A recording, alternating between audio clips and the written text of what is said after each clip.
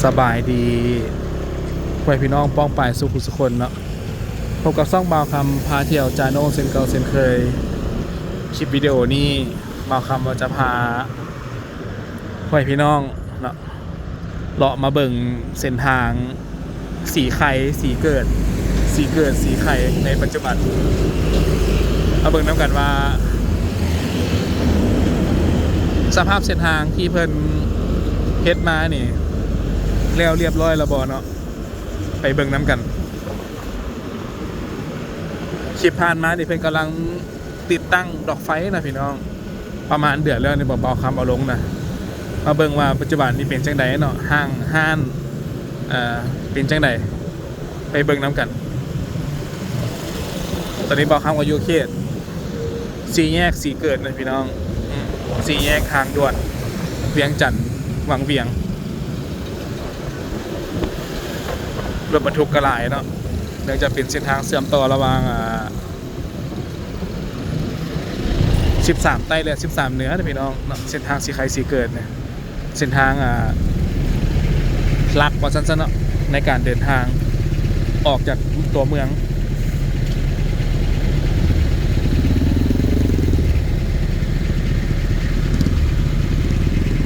เลี้ยวขวาก็ไปวังเวียงเนาะ109 กิโลเมตรเลี้ยวซ้ายก็ไปดงโดกประมาณ10 กิโลเมตรพี่น้องไปซื้อก็ไปสู่สีไข่บ้านเฮาเนาะไปเดี๋ยวเบิ่งน้ำกันว่าจะเป็นจังไดติดตามไปน้ำกัน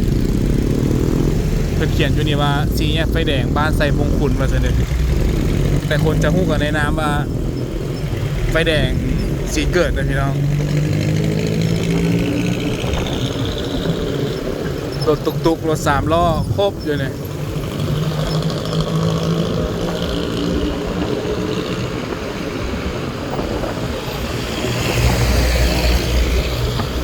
อย่างเนาะนี่รถเข็นพวกนี้เส้นนี้กับรถบรรทุกกระหลายพี่น้องเนาะเป็นห้างขายเครื่องส่วนใหญ่ก็เป็นห้างของคนจีนเนาะ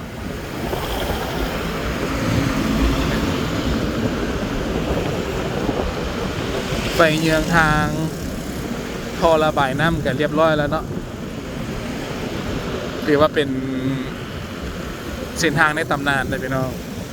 มูลค่าการก่อสร้าง$10 ล้านเนาะ6,316 เมตรนะพี่น้องความยาวทั้งหมดเนาะ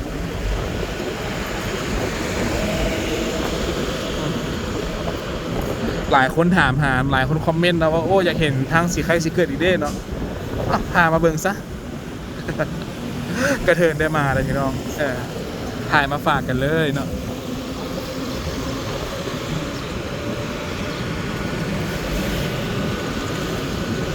เข้ามาจากไฟแดงประมาณ400-500 เมตรนี่กับเป็นขอบเขตบ้านหนองแตงแล้วพี่น้องขอบเขตบ้านหนองแตงเลี้ยวซ้ายนี่ก็ซอดไปพุ่นเลยเนาะดงสร้างเฮียนไปทางลักเฮียนเนาะลักเฮียนพุ่นแหละซอดไปซอดมาอยู่เนี่ยบริษัทปูนซีเมนต์แสงมณีนวดแผนบูฮานเงินพักเพชรสมรเกสเฮาส์นะอันนี้ปั๊มปตท.หนองแตงอยู่ข้างตลาดลาโอซีนะพี่น้องข้างตลาดลาโอซีรถบรรทุกถึงบริขี่ซาเลยพี่น้องเดินเนาะอันตรายเลยรถนักนั่นน่ะจะขี่30-40พอแล้วเนาะในตัวเมืองกายหันแล้วก็ใหม่แล้วเลยเนาะอันเนื่องจากว่าเกิดเหตุอย่างมานี่โอ้เสียหายหลายด้วยรถนักเลยเนาะไม่ใช่ว่าจังเลยอันตราย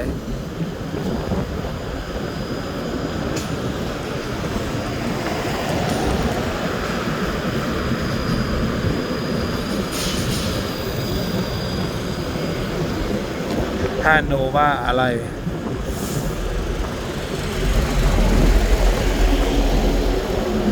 ใส่ปัญญาโอโต้นะพี่น้องขายรถมือสอง บ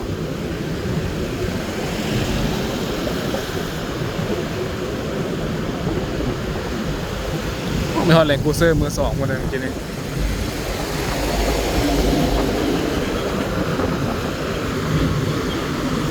เลี้ยวขวานี่เป็นทางตัดมูลในพี่น้องเด้อทางตัดมูลทางบ้านจันทร์สว่างทางซอดไปบ้านใหม่หนองดาเพื่อนเลยเนาะถ้าเลี้ยวขวานี่นะไปซื้อกับไปทางสีไข่คือเก่าเนาะขี้ฝุ่นหลายโพดเบาบ่ออก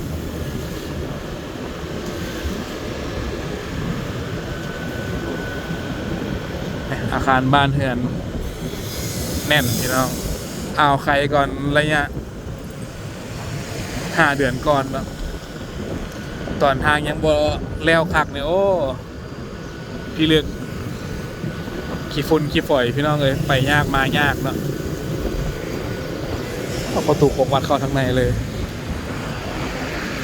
บ้านอุดมผลบ้านหนองแตงนะพี่น้องประตูวัดเข้าไปทางในเพื่อนลาวเวียงเฟอร์นิเจอร์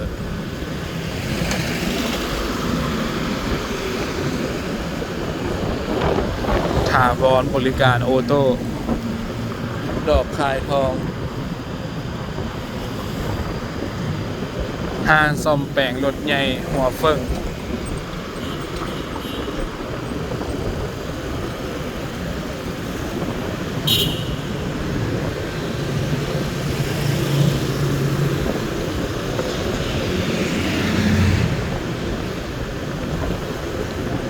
เลี้ยวซ้ายนี่ไปทางคิวรถใส่เหนือเดี๋ยวพี่น้องเด้อเส้นทางกำลังแปลงอยู่เนาะโหดให้เดี๋ยวนี้ก็เลยกี่ฝุ่นไงกุ๊บพี่น้องเลย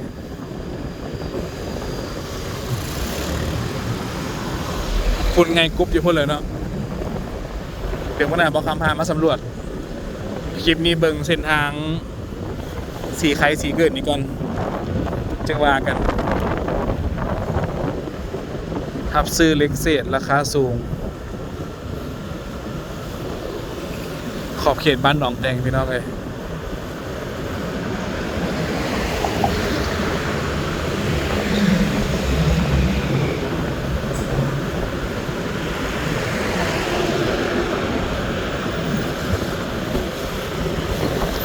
หนองแดงโตมากับหนองเหนียวเนาะ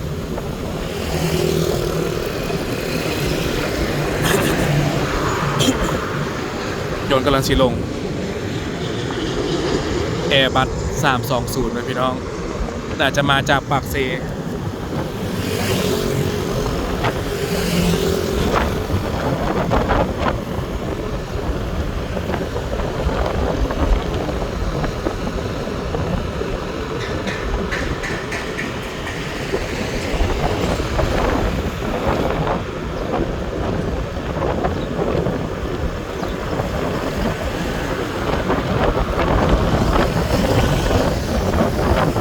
กระบอนไข่ดินจีบนนึงเนาะอยู่3 แยกคิโลไซเนื้อเลยเนาะ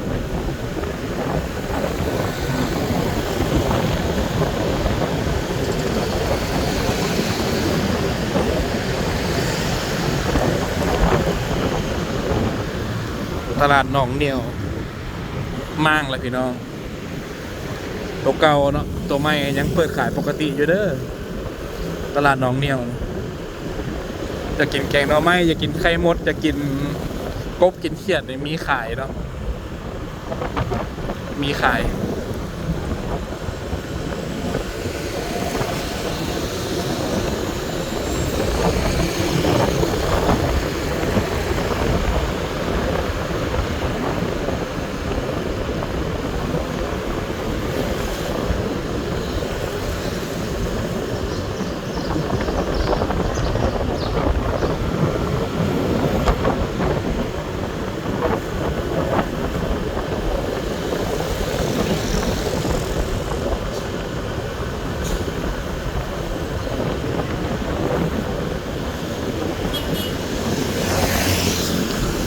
ตลาดไม้หนองเหนียวนะบริการห้องน้ำฟรีนะเขียนป้ายประเจอสิโรดห้องน้ำฟรีนี่หายากเลยเนาะ ในลาวเขานะส่วนใหญ่ก็เป็นการเก็บเงินเนาะต้องยอมรับความเป็นจริง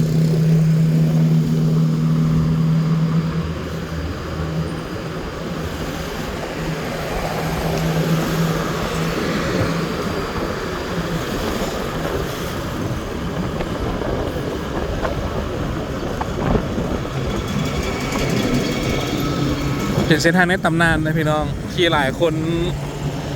อ่าติดตามตลอดเนาะเส้นทางสีไข่สีเกิดเนี่ยก็ยนต์กองทัพรู้สึกว่าบินว่อนเลยขนาดช่วงนี้บินลายขนาดยนต์ช่วงนี้ยนต์เปลวเนาะยนต์เฮลิคอปเตอร์นี่นะออกปฏิบัติภารกิจเป็นลายเป็นพิเศษวัดสันติธรรมบ้านนาเราเลยพี่น้องเด้อจุดนี้บ้านนาเราเมืองสิโคตะบองนครหลวงวิจันทร์เนาะ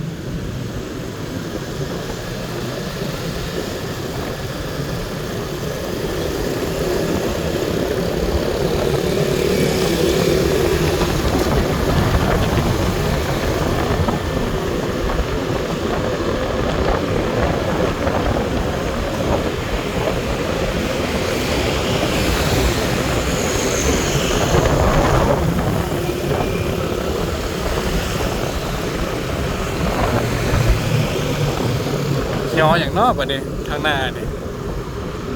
ป้ายโฆษณาบ่เนาะ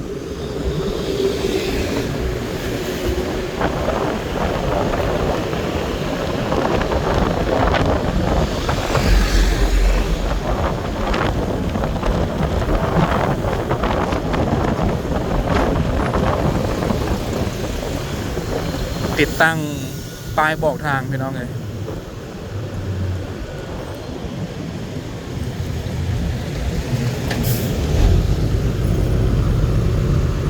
เลี้ยวขวาเลยก็ไปทางได้พุ่นแล้วเนาะเกาเลี้ยวนะพี่น้องทงปงเกาเลี้ยวโยธาเนาะเลี้ยวขวาเนี่ยไปซื้อกันสีไข่คือเกาเนาะทงหมอปัวตาทงปง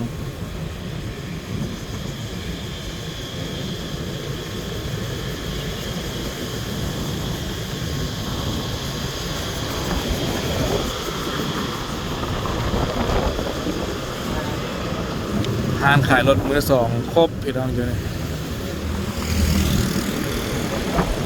หลายอีหลีเนาะเส้นทางโด่งๆแล้วเกี่ยวมาสีไข่เนี่ยก็ยังมีอยู่เป็นระยะเนาะมีเป็นยานไป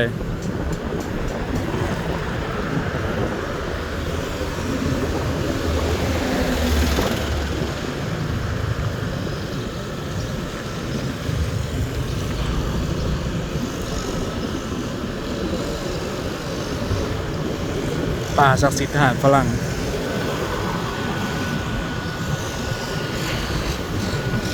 ป่าศักดิ์สิทธิ์คาทอลิกอยู่ข้างกันบ้านนาแห่เลยพี่น้อง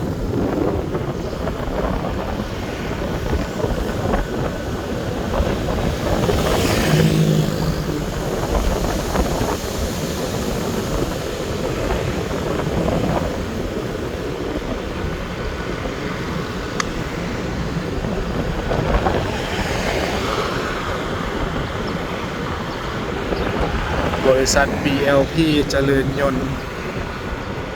บูลิงมอเตอร์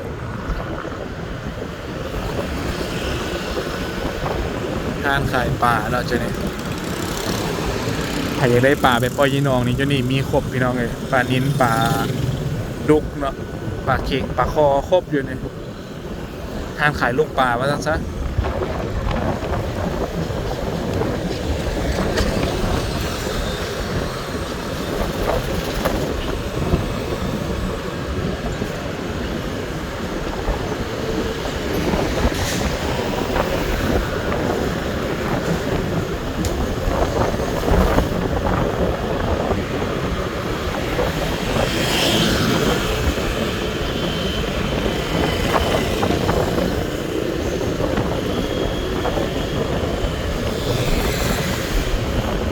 ขี่มาแล้วเป็นเส้นทาง2 เลน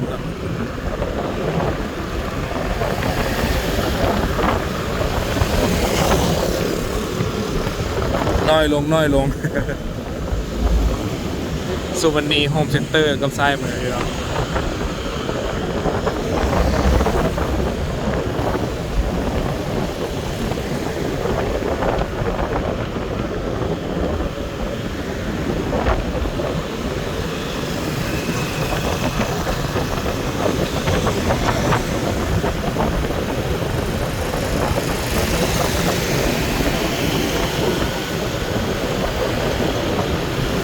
เมล์อุดรเวียงจันทร์เป็นอย่างขึ้นมาทางนี้เนาะอุดรเวียงจันทร์ก็น่าจะเข้าตลาดเช้าแล้วก็แล้วเนาะ รถเมล์อุดรเวียงจันทร์มาทางนี้แต่รถเมล์อุดรวังเวียงหันมีแล้วได้อพี่น้องเด้อเปิดไฮแลนด์แล้วได้อเนาะเวียงจันทร์ไปวังเวียง7-Eleven สาขาสีไข่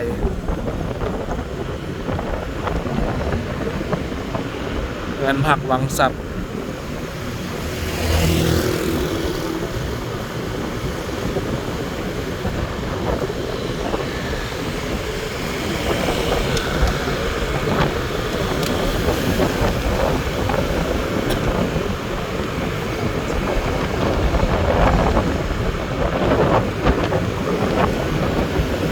แก้วโอโต้กรุ๊ปนะพี่น้องสูตรมาสด้านะ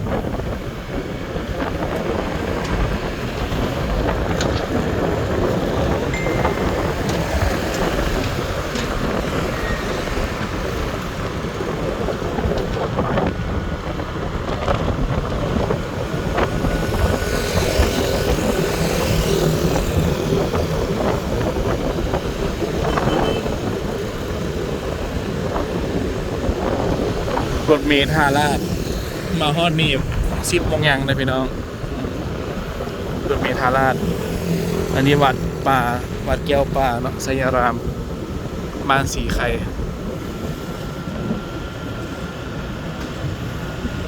นี่แหละเขตสีไข่ในปัจจุบันอันนี้ F1 Club เนาะเป็นห้างบันเทิงพี่น้องห้างบันเทิงเนาะสายบันเทิงอยู่นี่เบิดเนาะตอนกลางคืนนะ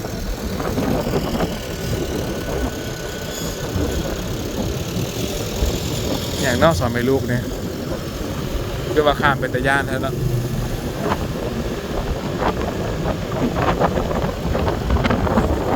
บ้านสีไข่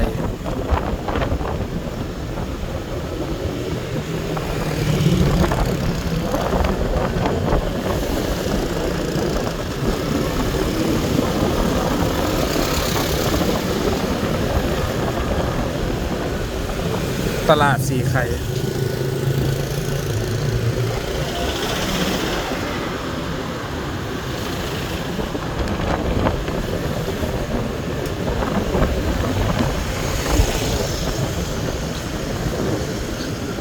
ก็ประมาณนี้พี่น้องขั้นตอนของการสร้างทางก็ถือว่าสำเร็จไปได้